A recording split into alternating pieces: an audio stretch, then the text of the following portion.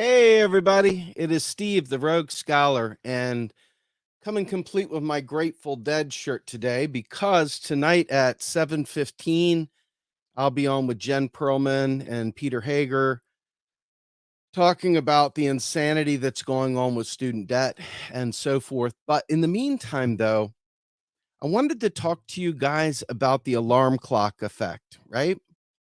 The alarm clock effect that we always talk about for any other subject. We always talk about, when's that guy going to get sober? Well, he's got to hit rock bottom. And it's like, well, when is, this going to happen? Oh, they have to hit rock bottom. There's a lot of opportunities that people won't take up until they've hit rock bottom. And, my story, I've told it so many times, I really don't want to spend a lot of time on it. But suffice it to say, I was born of the right wing, traveled through the center wing, and came out the left wing as a result of learning MMT. But I had a lot to unlearn, folks. I mean, an awful lot to unlearn. I had been raised a Reagan Republican and, started worshiping at the altar of Ron Paul for years and libertarians and so forth. And it really, made sense to me because I hated our government. I didn't think our government could do anything right. I thought Ron Paul was the ultimate truth teller. There were things he got right, and there are things he still got right accidentally. But I pretty much flushed almost everything Ron Paul had to say down the trash heap as I learned how economics works. But for me personally, there was a whole series of major calamities that allowed me to have the mind to be fertile enough to be able to receive this new information and be able to make change. And so about 2009, when I lost my job at Verizon after 17 years, right in the middle of the worst financial crisis that had happened in my lifetime, I literally drank from a fire hose trying to figure out what was wrong with society and what was wrong with the economics and how to make heads or tails of what was going on around me. To make it even worse, I had just received not one, but two master's degrees, both of which heavily influenced by right wing economic discussions. Okay.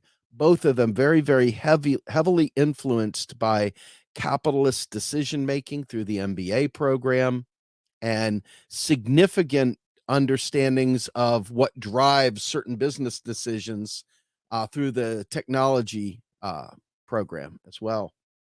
And so, with all of this very, very intellectual, graduate level economics being pumped into my brain, I had to literally unlearn all of that. I had to unlearn years and years and years of school trained, institutional trained mindset about economics. And it didn't all happen overnight, but there was an urgency, and that urgency came around me pretty much losing, what I thought was everything. I lost my job, my family, almost lost my house, still may lose my house. It's still not out of this shit yet, right?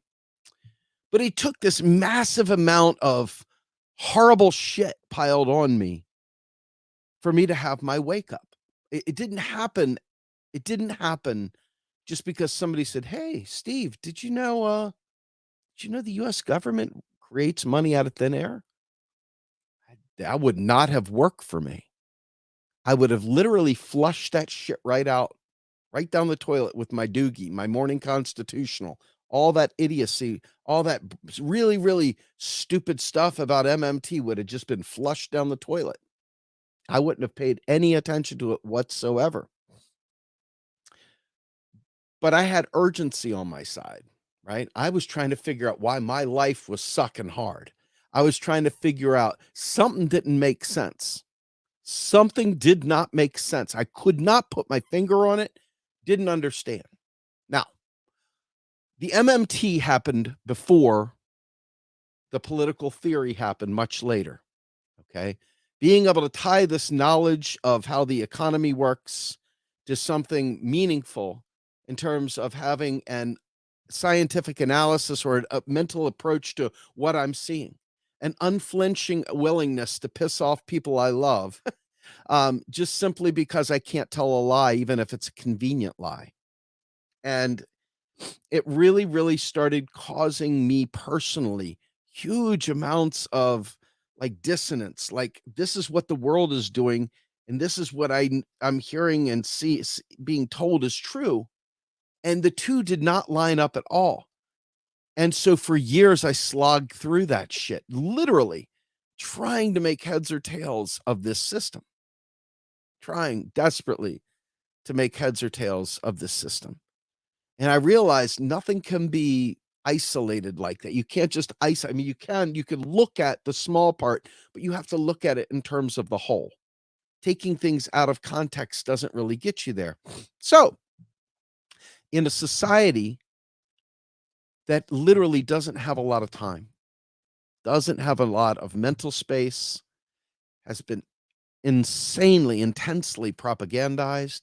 People have been misled by institutions they've been taught to trust, from the presidency to Congress to the Supreme Court to the newspapers to our college professors to our high school teachers to our middle school teachers to our pastors and rabbis and ministers and so forth, to the babysitter, um, to billboards, to comic books, and on down. You've been lied to a million different ways. And under normal circumstances, having that much lie is a lot to sift through under normal circumstances.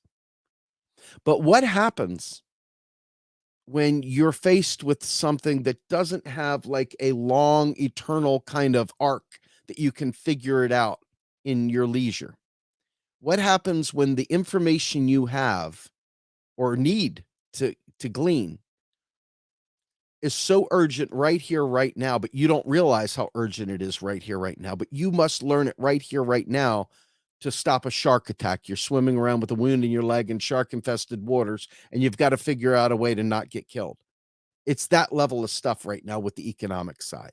It's that level of stuff. Because we have the climate crisis. We have all sorts of things with our mental health creating horrible problems. We have all sorts of stuff with education and income inequality and a lack of jobs for people transitioning from, filthy fossil fuel type jobs, on and on and on. There's just stuff that's happening right here, right now, that our politicians, if you're waiting and you're depending on them to come up with these ideas on their own, you're missing the point. They're not going to do it. They're not going to fight for that which doesn't have pressure on it, or which the donor class or their sycophants within the party push for them to focus on. So you have to ask yourself, what will it take to make people not just wake up? Waking up is only a part of it, right? You got to get out of bed to make waking up matter in this case. What will it take for people to activate, to acknowledge, internalize, then externally mobilize this knowledge so that we can fight back and make a Congress and a government that is captured by big moneyed interests that have all the power and have none of the same sensibilities that I'm talking to you about. They have exactly the opposite sensibilities. They're absolutely looking at me and saying, thank God this guy only gets 20 people watching his live streams. Thank God most of his own volunteers aren't even watching. Thank God most people aren't watching, because if they were, they'd realize that these people have the understanding of the economic system that could enable us to do these great shifts. The powers that be, the bad guys, are using this fake economics to prevent you from making demands to change these emergencies now. And so how do you do that, right? Well, for me personally, I realized that the orthodox thinking came into existence by violence. It did not come into existence. It did not become the mainstream. It did not become the academic orthodoxy without violence. It was excessive violence that brought these thoughts and stuff into public institutions. And people have died on the errors of those beliefs ever since. Okay. How do you take this knowledge and push it over the goal line? How do you take it over the goal line? How do you make people wake up? Well, I started thinking to myself, when I look around and I think to myself, how do I reach person A, B, and C? And me, I come from a drunk and a drug world. I come from a heavy metal world. I come from a world where people um, were struggling. Okay. And so within that world, I focus a lot of my attention because I know the people that have been through that stuff. And I know that they're not looking for easier, softer things for their ears. But there's a lot of you out there, a lot of people out there that get frustrated and angry with people making this an angry thing, with people making this challenging, with people not being gentle and polite and so forth. But the gentle and polite methodology will just allow you to go into your grave with a smile, knowing that you were kind and you didn't piss anybody off. But you've got a person walking through the street that's a zombie, they've been drugged, and there's a fucking truck running down the street, and it's gonna literally run them over if you don't jump out in the street, snatch them, pull them off the street, and explain to them what's at stake, okay? Now you've got the weirdos that will be immediately affronted because, after all, you must be a cultist or you must be a freak or you must be something else, some other thing, because why else would you be this passionate about an accounting identity, right? Why would you be this passionate about something so weird and wonky as some theory, right? Just some theory. And this is where it becomes challenging because you realize that in the absence of a wake up call, with the absence of something to just shake them up, to wake them up, to break the structure up without doing something, okay? Without doing something different, okay? You have to do something different. That's the bottom line. You have to do something different. And here's the thing. Pretend like this is where physics is saying you die if you don't get shit right. This is us. Now, if your easier, softer, gentle way makes you feel good, but nothing changes, if all it does is bring people back to the center to celebrate Joe Biden and deficit reduction, because after all, what do you want? Then, well, you're in trouble because we all die. That's the thing. That's the what the silly prizes we win are from not waking people up? We die. That's the deal. That's the deal. We die. And so this whole concept of each one teach one is very important. Each one reach one is very important. But the truth of the matter is that if you allow ignorance to stand in the way of our survival, we die. No matter how gentle and sweet you were, no matter how kind you were, okay, we die. I don't want to die. So I'm selfish like that, right? I'm selfish like that. I admit it. I'm very, very, very selfish that I don't want to die. And I don't want to die because somebody didn't do the homework to learn this stuff and get aggravated with me. I don't want to die because they refuse to understand that a piece of paper can be spent right into the system, right? And so your love for humanity would say that their sensibilities in the moment, probably in the order of operations, rank lower than survival. I'm just guessing. I'm spitballing. And once you understand this stuff, if you understand that the country could spend to fix every one of these things right now, and remember, there is a deadline. Folks, physics is saying, fuck you, man. I don't care how upset you are. I don't care how sad you are. I don't care how uninterested you are. I don't care how busy you are doing other things. I don't care what you think you're doing. At the end of the day, I'm physics, and I'm telling you, you die if you don't fix it by this time, period. Period. And the problem with this time is we don't know what that time is. We already know, we're already seeing what's happened in Pakistan. We're already seeing what happened in Florida. We've already seen what happened in Puerto Rico. We've already seen what happened in Haiti. How many more are you willing to let die because you're in pursuit of an easier, softer way of explaining that debt and deficits are not the boogeyman? How many of those places are you willing to let perish under the water from earthquake, from fire, from hurricane, you name it? How many of them have to die for you to break the cushy sensibilities of a centrist? Think about it for a minute. How many of them have to die so they can feel comfortable hearing the message?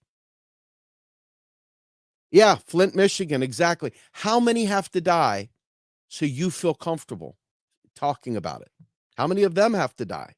Are you okay with their deaths because you didn't feel like waking people up? I mean, these are real questions, because I don't know what the answer is to how to wake all of them up. Each one is different, right?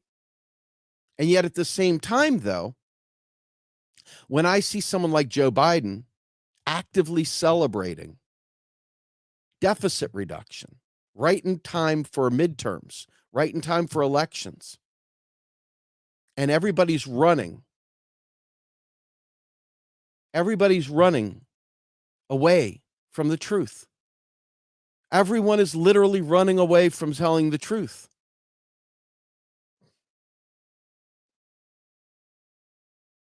I mean, seriously, everyone is running away from the truth. So what do you do with that? How do you fix that? Yeah, to me personally, I don't know the answer to that. I don't know the answer to that, because it's up to each person, really, at the end of the day. But I can tell you right now, hiding off in a corner in the shadows and being delicate didn't change a soul. But I know one thing. I do have a picture. In 2016, we were reaching millions of people being outraged about taxes not funding spending. And a lot of the people that learned MMT learned it that way. Okay. They learned it with Ellis flailing around. They learned it with me flailing around. They were exposed to it by us. And invariably, we would get trolled. They'd come into the door screaming, yelling, "What about the Rothschilds?" And you have to deal with hours of trolling, hours upon hours of trolling. Now, if you've never been live on a camera and you've never read the comments section while you're live, and you've never dealt with trolls saying, "This man, a crack an economic textbook," or whatever. "Oh, this fucker, blah, blah, he didn't know shit. Fuck Grumbine," right?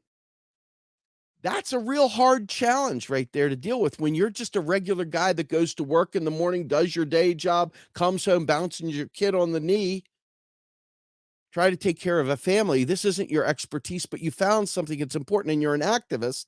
And all of a sudden, everybody's expecting you to be, George Lakoff. Oh, hold on, let me see. George Lakoff, where did he get his PhD from for a second? Let's see for a second. George Lakoff. Let's see. Seems like George Lakoff. George Lakoff. Dude has got some hardcore credentials. Look him up. This is a guy who has massive amounts of education, lots of writings, you name it. But an activist was expected to be on the level of George Lakoff and judged according to George Lakoff, Steve Grumbine. Steve Grumbine, who just literally almost lost everything in his life and has been on a quest to change that lost his children, lost all this stuff in the middle of a climate crisis himself, has lived through and almost died from all the outputs of this, told to shut up, sit down, ignored,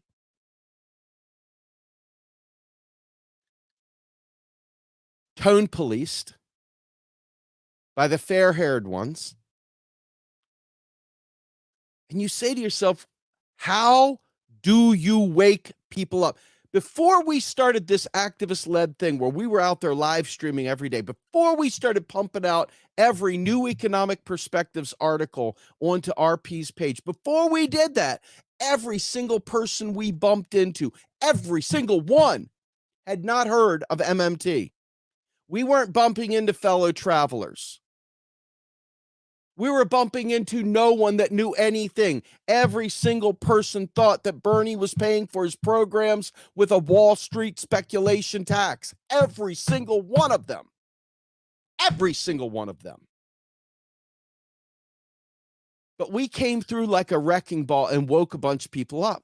Now, I used to come of the mindset that if you think about Christianity and you think about evangelism, they have those who come out there and talk about fire and brimstone 1 minute. Then they've got the next tier that comes in after that, swoops in and talks about the love of God. And then they got the next person that says, hey, let me pray the sinner's prayer with you. Okay.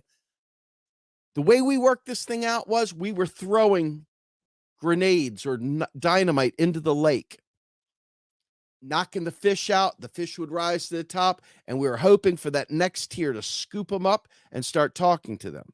Because you got to wake them up, to break them up, to shake the structure up, folks. Because if we don't do something now, it doesn't matter if you've learned MMT is the tsunami is coming to wipe you away. You get what I'm saying? When the tsunami comes to wipe you away, it's like, I get it. In fact, there's this great video by a band called 12-Foot Ninja. And they have the singer for a band named Ginger. Most of the stuff is just going right past you, I'm sure. But at the end, he's gone his whole life trying to find the answer to his dreams. He starts out a young man at this door asking, can you tell me about my dreams? And at the end of the video, he's an old man with gray and a long beard. And all of a sudden, the answer comes to him. And right then, something shoots right through the back of his head and kills him. He's done. He's done. He died right then because he learned the information and was dead, right? We need to be up front and early because the dead is coming quicker than we know. I'm telling you, I just was able to interview Aqdas Afzal. And Aqdas Afzal is a really great man, really nice guy. And what I want to do, and I'm going to read this to you guys. This is a setup for an upcoming Macro and Cheese podcast. But Aqdas, he basically wrote this great, paper in the publication called Dawn. And I want to see if I can pull it up here real quickly. If I can, you'll be very, very grateful, I think, and happy. It's a wonderful article. Unfortunately, I'm stumbling around trying to find it, so forgive me for that. Is this it? Maybe it. Maybe. All right. Well, I'm gonna have to do it the hard way because it's worth it, folks. It's worth it. And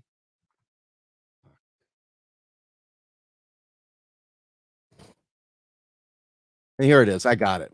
All right. So I'm going to share this with you guys. Forgive me, folks, for taking that time there, but I didn't really have a lot of choice. So we're going to present the screen. We're going to go a Chrome tab. We're going to do collapse of civilizations. All right, here we go, folks. Get rid of these pop-ups. There's my guy, Aqdas, right there. Really, really, really fantastic guy. All right. So let's go ahead and read what Aqdas had to say. Floods are perhaps as old as time. They've always figured very largely in the human imagination, primarily because of the sheer magnitude of the death and destruction they visit upon civilizations. The Bible and the Quran tell us about Noah, Nuh in Arabic, and the flood. Other cultural histories also speak of great floods, including the Great Flood of Gunyu in ancient China, as well as Manu's flood of ancient India. However, look at this, rapid climate change brought by the global North's insatiable appetite for more consumption and production is increasing the frequency and intensity of such climate catastrophes. The flood this year is of biblical proportions indeed. If tangible steps are not taken to prevent future climate catastrophes, the next great flood may well lead to collapse of civilization in Pakistan. This may be an evolving situation, but as of mid September, according to the situation report of the National Disaster Management Authority, these floods have wrought destruction of epic proportions. In addition to over 1,500 deaths, more than 33 million people, including 11 million children, have been severely impacted. More than 375 bridges and almost 13,000 kilometers of roads have been washed away.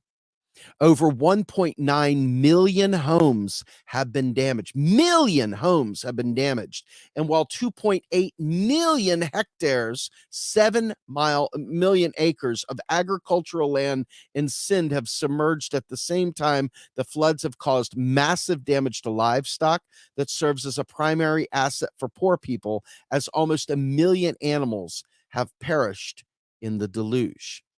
Now, this may not seem like a big deal to you all. Why? Because it's Pakistan. And after all, who cares about Pakistan, right? Who cares about Pakistan? Why in the world would anyone care about Pakistan?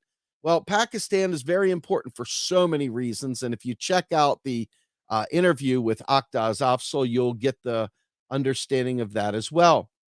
But I got another thing here real quickly I want to read to you. And you all may get it. You may not get it, but at the end of the day, you're going to get it. I'm going to bring it to you. I'm going to bring it to you strong because that's what has to be done.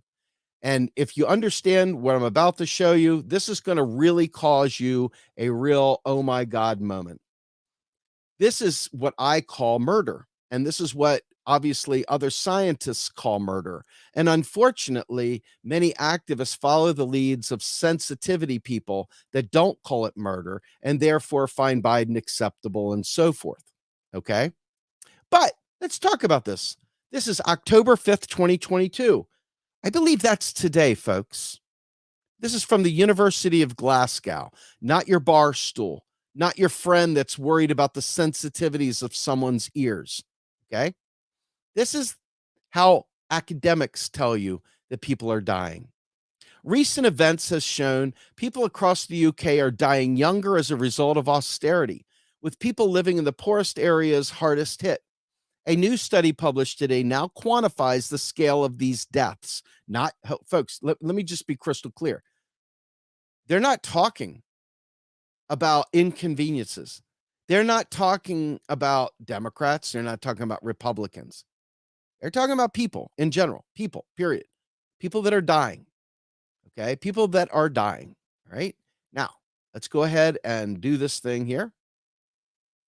It says the study led by the Glasgow Center for Population Health, GCPH, and the University of Glasgow, and published in the Journal of Epidemiology and Community Health Reports, compared to what previous trends predicted, an additional 335,000 deaths were observed across Scotland, England, and Wales between 2012 and 2019. Statistical analysis demonstrate that previously improving mortality trends changed around the 2011-2013 in both Scotland and England following the implementation of austerity policies in 2010. Of course, these are the results of bad monetarist economics that we're going to witness today because of inflation. And because we don't take it seriously like it's a gun, we treat it like, oh, it's just a gentleman's disagreement. Oh my, let's just talk. Oh no, everybody's fine. Nope, don't be harsh. Don't be harsh now. Statistical analysis demonstrate that previously improving mortality trends changed around 2011 and 13 in both Scotland and England following the implementation of austerity policies.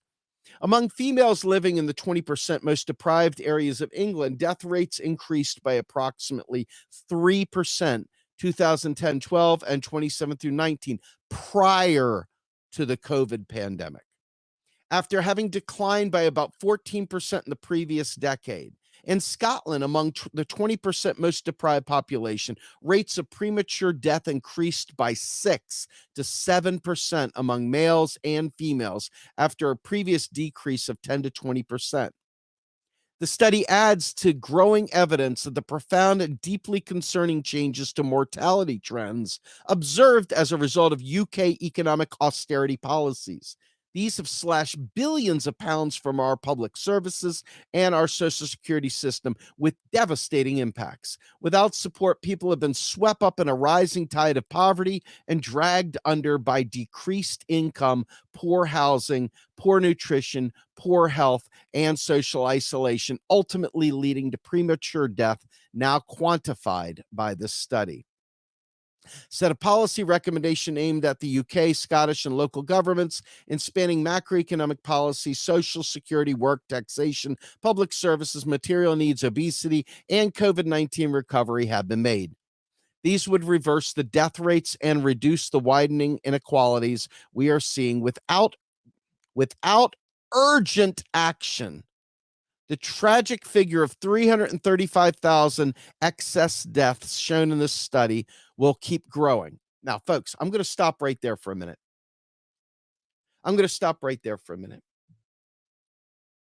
If you're not fighting for the 335,000 that are going to die plus, if you're not fighting for the thousands upon thousands of people that are homeless and displaced and are dead in Pakistan, if you're not looking at Florida, if you're not looking at Puerto Rico, if you're not looking at Haiti, if you're not looking at the Flint water crisis, if you're not looking at these things and feeling a sense of urgency, I don't know what to tell you. It's quite clear that the average person wants to feel comfortable, wants to feel happy, wants to dawdle and ponder and pontificate and think about things just on and on and on. But these are happening now. Now, right now, not tomorrow, not in some far off universe, right now. And because of this polite bullshit, this dumbing down of the effects of macroeconomic illiteracy, this dumbing down the effects, the deaths caused by macroeconomic malfeasance, the deaths that we ignore because we want to make sure this person we're talking to about MMT has a proper happy spot in their life. They get the little heart, they get to smile, they get to be happy. Never mind these guys over here. Because really, at the end of the day, the issue really comes down to, do we make them feel good about the exchange? Are they happy? Did they read a special book? See, I'm looking at this, and I'm saying that's the game. That's it right there. That's the game. Without urgent action, the tragic figure of 335,000 excess deaths shown in the study will keep growing. Dr. David Walsh, lead author of the paper and public health program manager at GCPH, stated, these figures are not only shocking, oh my God, these academics will never stop. He said it's shameful. Oh my God, he said it's shameful. People get all red in the collar when I use the word it's shameful. But let's let the PhDs, we'll save the word shameful for the PhDs to use when they feel it's appropriate to speak out. We'll stay quiet. We'll wait till they feel it's urgent. We'll let them dictate when the time is right for us to say no more. We've had enough. We'll let them, right? Because after all, why is an activist? How dare an activist express such rage? How dare he be offended that people are blowing this stuff off? How dare he be offended, right? We need to be feeling this. These figures are not only shocking, but shameful. And we must remember that these are more than just statistics. They represent hundreds of thousands of people whose lives have been cut short and hundreds of thousands of families who have had to deal with the grief and aftermath of those deaths. The tragic thing is that these deaths did not need to fucking happen. In the words of the United Nations, in a society as wealthy as the UK, poverty is a political choice. It's the same in the US, folks. It's a political choice. It is a political choice. A political choice. Not something to be gentle about. A choice. A fucking choice. And yeah, I'm the bad guy. Sure, you got it right. I'm the bad guy. Fuck. Political choice. The UK government needs to understand the damaging impact of austerity and respond with policies that put us back on the path of improving, not worsening, life expectancy for all. Co-author Professor Jerry McCartney, professor of well-being and economy at the University of Glasgow, said, as the UK government debates current and future economic direction, it needs to understand and learn from the devastating effects that cuts to Social Security and vital services have had on the health of the population across the whole of the UK. The Scottish government must also do everything it can within its devolved powers to mitigate the effects of these UK government policies and help protect people from the disastrous consequences. Disastrous consequences. Let me ask y'all, I'm going to take this off. When you know something is disastrous, when you know someone is going to die because of neoliberalism, because of austerity, when you know that, and you can be gentle and you can be polite about those deaths, something's fundamentally wrong. Something is fundamentally wrong. The key word in that study is that it's a political choice and disastrous consequences. Co-author Ruth Dundas, professor of social epidemiology at the University of Glasgow, added, this study shows that in the UK, a great many more deaths are likely to have been caused by UK government economic policy than by the COVID-19 pandemic. Folks, read that. Read that. Read this whole statement. This study shows that in the UK, and please know that if the US had any spine, if the academics in the United States weren't busy trying to be polite to one another, if they realized that the UK and the folks in Glasgow are pointing out this stuff and they join forces instead of playing like, hey, when are we going to go to another 5-star dinner together on the waterfront or whatever? Right here. This study shows that in the UK, a great many more deaths are likely to have been caused by UK government economic policy than by the COVID-19 pandemic. We need to reverse the austerity policies and protect the income and therefore the health of the poorest and most vulnerable in society. Now, I want to go back to the Dawn article so you understand how serious this is. I'm going to go ahead and stop screen. I'm going to reshare screen. Now, you can clearly see, well, if you can't, let's put it this way. I can clearly see, okay, that this right here is something that we have allowed to happen by not being in the streets, not forcing this, not making people pay attention. Instead, they're all off chasing likes and clicks and other bullshit. This is it. This is ground zero to all of the problem. Every one of the things that you say you want or you think we need starts right here.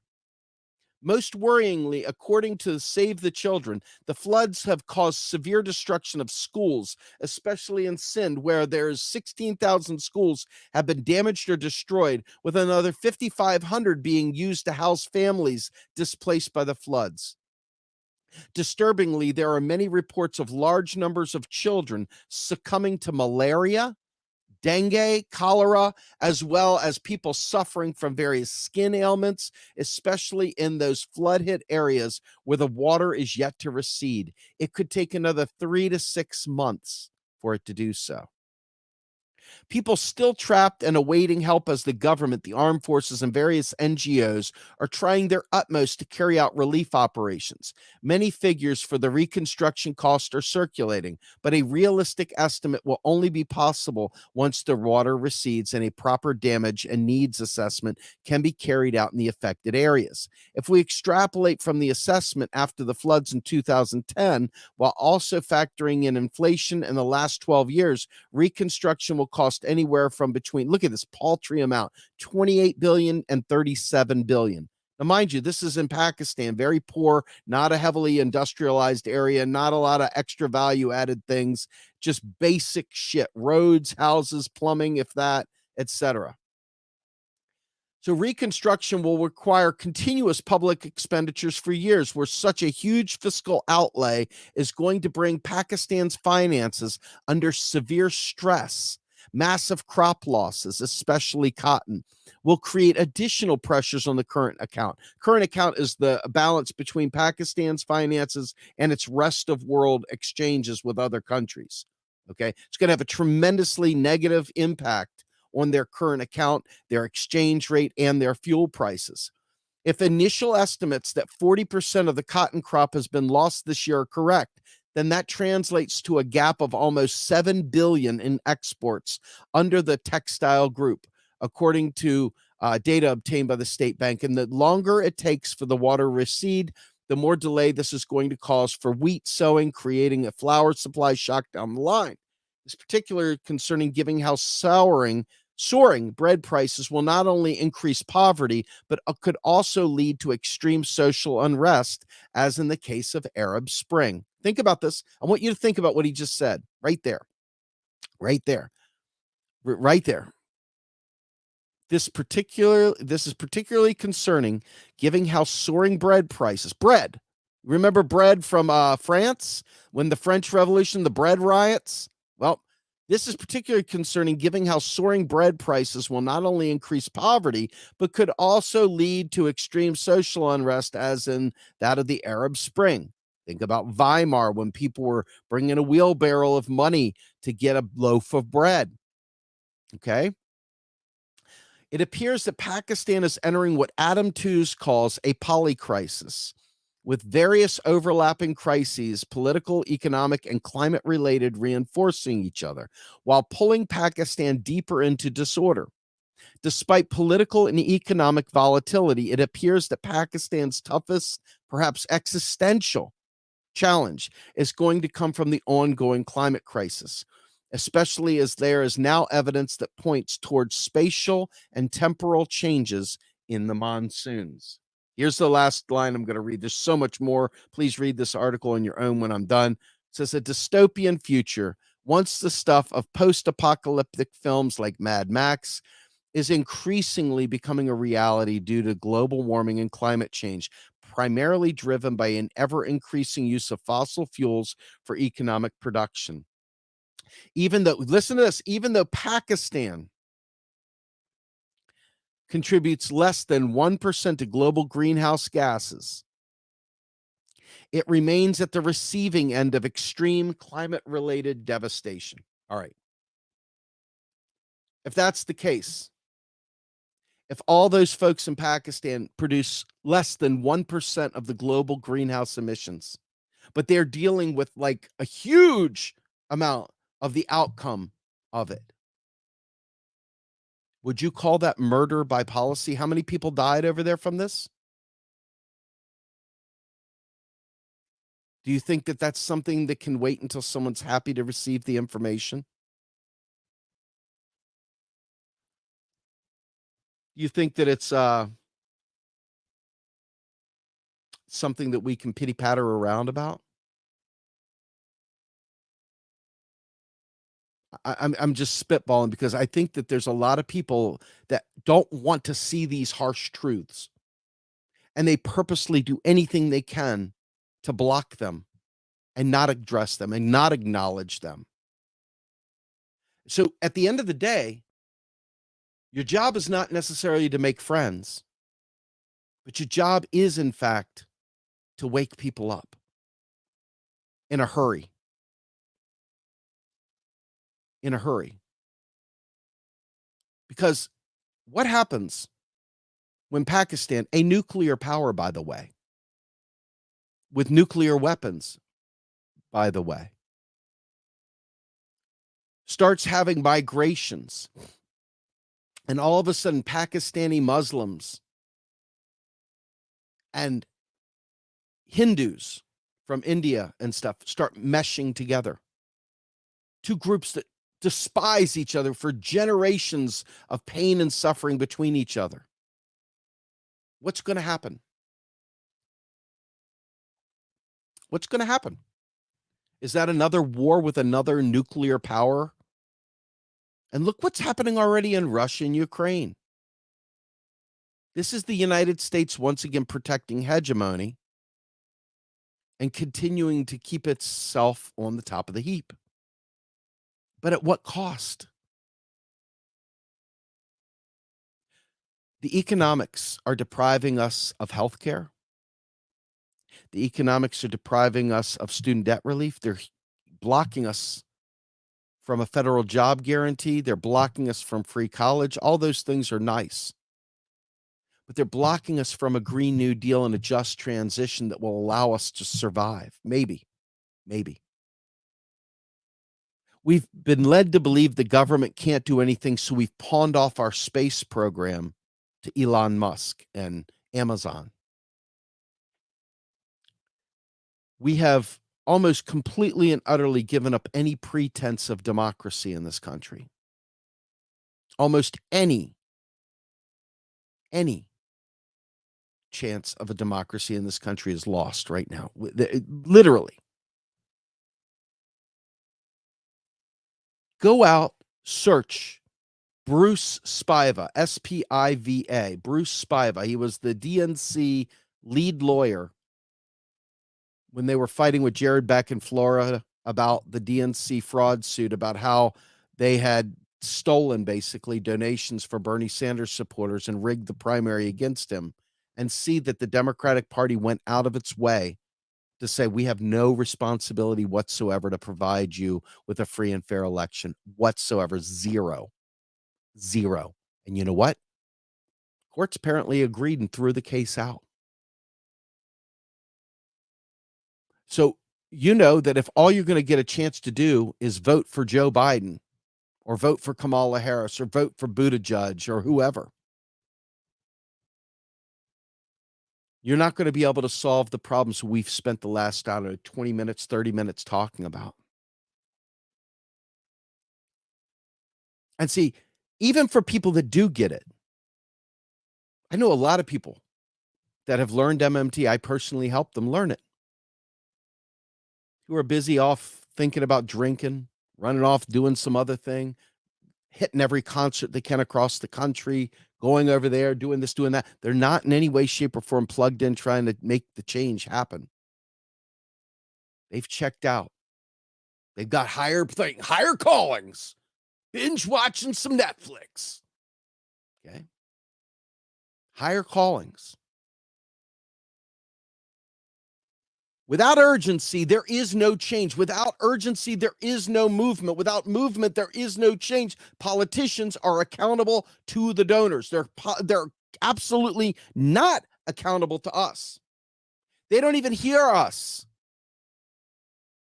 We're commodified labor. We're not even people anymore, folks. If we ever were. But if you have a trash bag, this is going to sound like a crazy analogy, but I really want you to think about what I'm about to say. If you have one of those big, huge industrial, contractor trash bags in your hand, You put a bunch of stuff in there. You got some big items. What's the first thing you do after you put the stuff in? I know what I do. I shake it up once, right? Shake it up so that the stuff all sinks to the bottom so it can fit more in the top. Shake it up one more time, right? This is what the economy is doing. The economy is saying, hey, a couple people floated above. Nope, nope, nope. We're going to shake it up and bring everybody back down here. They were climbing up the ladder. They were climbing crabs out of the barrel, and we're going to shake it up and bring them back down here. So we have control. The people that made it out, they're looking in there saying, I don't want to get back into the pot, so I just better keep my mouth shut and enjoy my 5-star meals.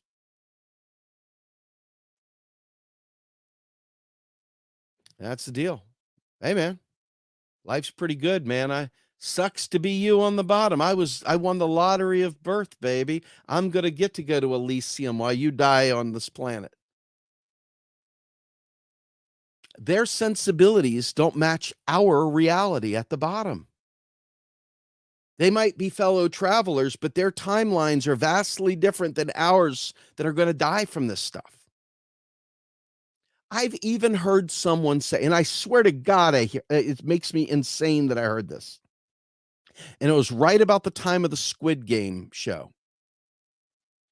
People were saying, stop worrying about the people that are dying and suffering today, because they're already a lost cause. There's nothing you can do. Focus on the future. I'm not joking. I got people saying, there's nothing we can do about climate crisis, so fuck it, just learn to adapt. I'm not joking. We are literally dealing with a bunch of people who are sitting in front of their plate, their mother and father across the table, and they've got peas in front of them. And they're looking at the peas and they're saying, I don't want to eat them. I don't want to eat them. But you know, you're not getting up from the table because they're the old school parent that's going to make you clean your plate.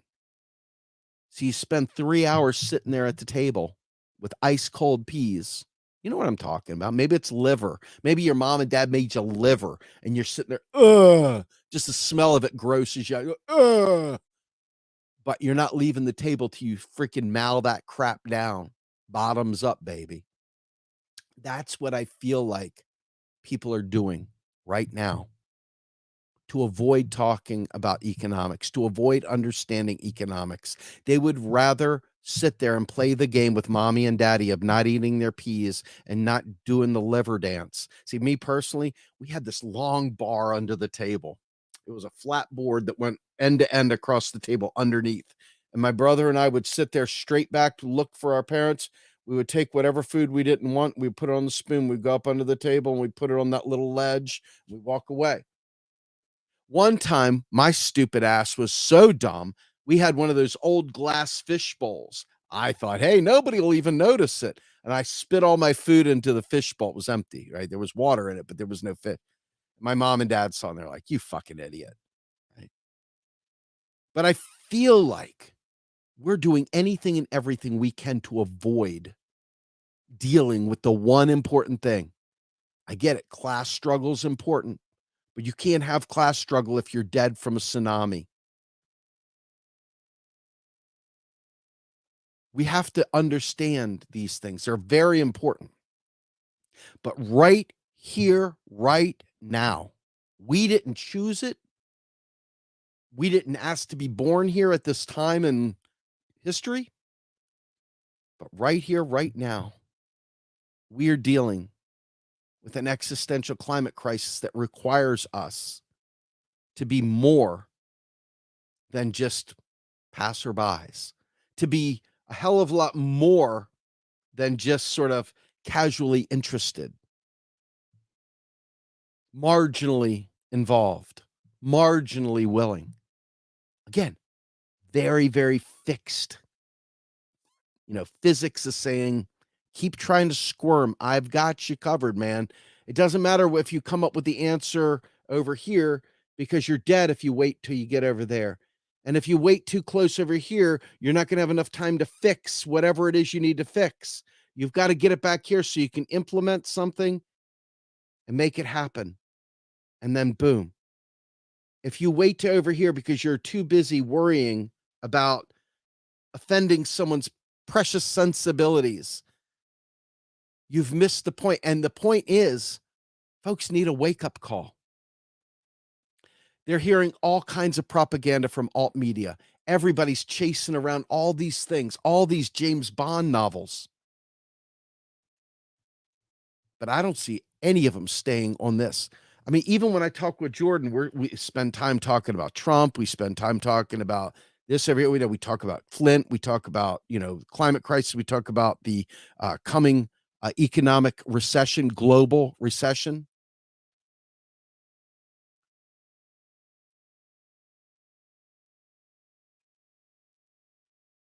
We need to be on this like Stinkledge. Like there is no other things to talk about at this point. Like it's that important. And until we embrace it to be that important, it is never going to be that important, because it's not just that it's important. It's not just that we're talking about it. It's then we have to put action to it. We've got to organize. We've got to show up at the Fed. We got to show up at Congress. We got to show up at the White House. We got to show up at our local coffee shops. We got to talk to our local politicians. We got to do more than just bitch that we don't like someone's voice or the words they used or they were harsh. They were harsh. It makes me sad. It makes me so sad. Speaking of harsh, I'm going to tell on myself. Those of you who have children that are autistic, you'll appreciate this. My son's very repetitive. And so am I with MMT, right? But my son is very repetitive. And sometimes he doesn't listen, like all kids. But it's a little different with a child with autism. And trying to remember to walk that fine line between knowing that you have to be extremely gentle not to break that fragile flower and not crush their spirit. That's what I do at home. And every once in a while, I'll lose my temper. But for the most part, he's my best buddy. I cuddle him. I'm very sensitive. I never, ever try to be angry with him. No, within the MMT space, this is a tactic. It's a tactic to wake people up. This is not the sort of thing you just say, oh shit, I've got to bury myself in knowing that the country can do whatever it needs to do to save us from extinction.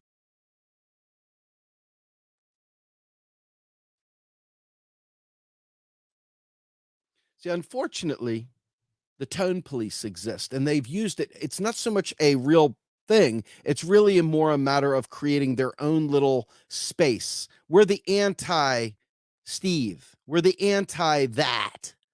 But in reality, everybody wants to be comfortable.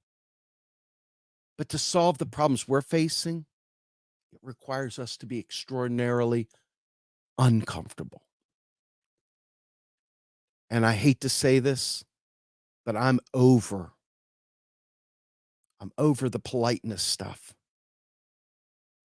I'm over it. And I'm hoping that we find ways collectively to shine a light on this stuff and wake people up to it. Try to influence the influencers, but unfortunately, their egos are too big to be influenced. Their egos, their platform, their already existing work doesn't allow for them to break stride. So no matter how harsh certain other groups are about their subjects, if I'm harsh about this, I get a fucking metric ton of fucking bullshit. I'm so tired of it. I can't explain it to you how tired of it I am. But the fact is, if I have to, I'll just keep doing it until we get to somewhere victorious, because I'm over it. I'm over it. Anyway, with that, I'm Steve Grumbine. This is the Rogue Scholar. Please check us out this Sunday. Ivan Invernizzi of Italia, MMT Italy and MMT France, co-founder. will be joining us on Macro and Cheese. You get to hear all about Maloney, and you get to hear a little bit about the history of Italy. And with that, learn about fascism. And I am hopefully going to be able to have a great interview the following week, which we've already done with the Aqdas Afzal, who I just read his article. So hopefully you guys have an appetite wetter there. Going out, check out Macro and Cheese. And with that, I am out of here.